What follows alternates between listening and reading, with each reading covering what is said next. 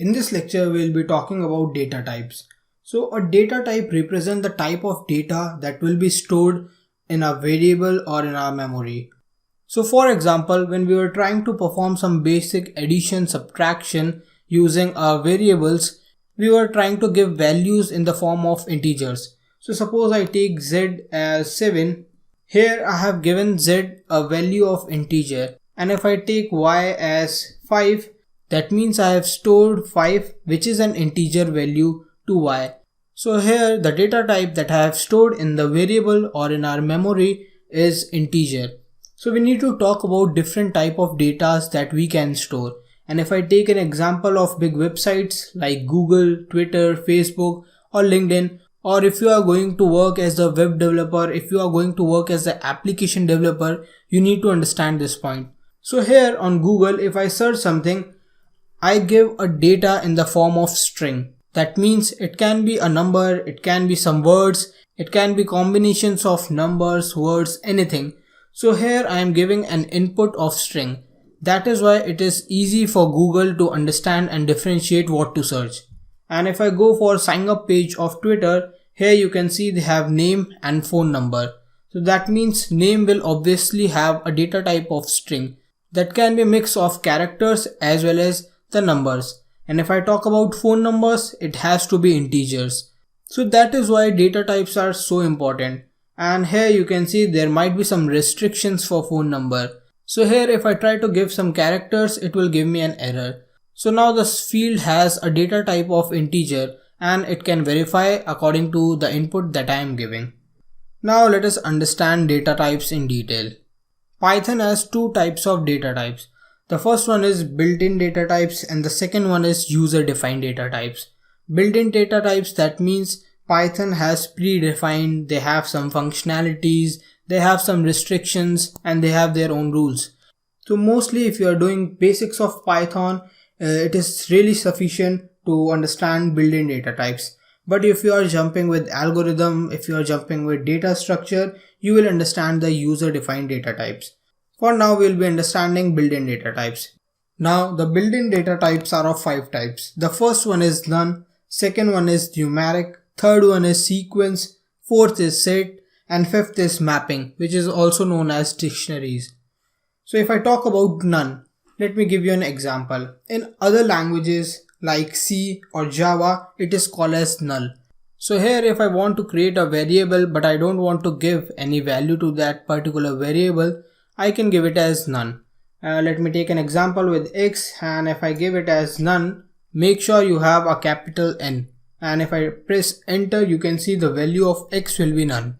And if I want to check that particular value, I just want to print x and you can see I don't get any result. And if I try to take x as 5 now, and if I print x, you can see the result is 5. The second built-in function I want to talk about is numeric type. It is already break down into 3 parts, which is int, float and complex. So if you have studied basic mathematics, I guess you already know integer, float and complex. If you don't know, don't worry. So if I take an example here again, if I take a as 50, here we have assigned the value to a as 50, which is the integer. And if I take a second variable b and give it as a value of 50.5, here I have provided this particular variable as a float value. And if I take a new variable c and provide a value of 50 plus 5j, here you will understand that this particular value is complex value.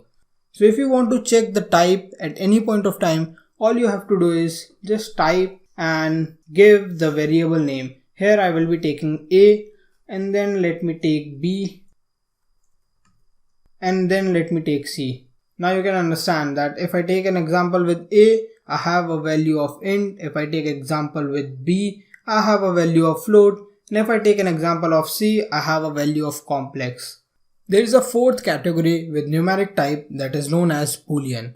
And here in Python it is known as bool. In Java, in C or in any different language it is known as boolean. So which basically have a value of true or false. Python internally represent true as 1 and false as 0. These true and false mainly used to compare different conditions. And if a certain condition is true, then the particular task will be performed, and if the certain condition is false, then the task can be stopped. So for now, if I take an example here, after every time we fill some fields on Facebook and we click on sign up, Facebook might give an error because it goes through various conditions, and if all the required conditions are satisfied, then only it allows us to move forward. But if any of the condition is not satisfied, it replies false, and if all the conditions are satisfied, it replies true. So at this point of time, they compare each and every field with the requirement. And if I do this particular sign up, you can see I got error. But if I fill all the fields, it will give a true signals and it will directly pass. Let us perform some task in a shell. So if here I try to compare A, and supposedly if A is greater than 5, and if I try to print this particular value of A, what do you think? It has a value of true. That means 10 is greater than 5, of course. And if I take another example and I kept these values in vice versa mode and try to print A again, you can see it printed as false. So mainly these true and false are used for comparison. So once you try to understand the if, else, while loop, these statements are really important. Let me take a simple example. So if I take A as 10 and B as 20, and if suppose I try to compare them, so this is a condition operator. We will be talking about this in later section, but for now I have taken A as 10, B as 20, and if A is less than B, then we need to perform something.